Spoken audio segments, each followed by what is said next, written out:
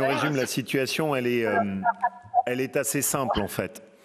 Grâce à l'implication de tous les professionnels du tourisme, le travail qui a été fait par Nicolas d'Aragon et le CRT, je vous remercie de leur avoir rendu hommage, on a réussi à avoir une très belle saison d'été sur notre région. Et globalement, on est sur un territoire où la saison d'été a même progressé par rapport à l'année dernière, ce qui n'était pas évident. On a réussi à opérer la substitution des touristes français par rapport aux touristes étrangers.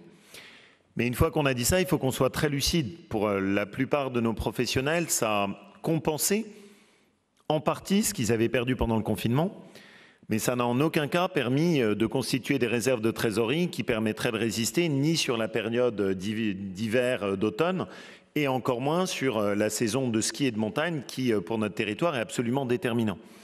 Pour prendre un exemple très simple, j'étais dans un hôtel familial auquel on rendait visite, qui était dans la Dombe, à Châtillon-sur-Chalaronne, un propriétaire qui vraiment m'a bouleversé parce qu'on sentait l'inquiétude et l'angoisse dans ses propos. Et il disait, moi, septembre, octobre, novembre, je vis sur les séminaires d'entreprise. Aujourd'hui, aucun séminaire d'entreprise.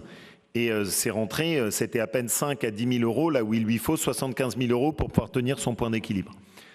Bon, ça, c'est des gens pour lesquels, même avec une très belle saison d'été, ils n'ont pas mis de réserve suffisamment de côté pour faire face à ça. Et c'est mon très gros point de préoccupation. Et André, je rejoins exactement ce que tu as dit en la matière.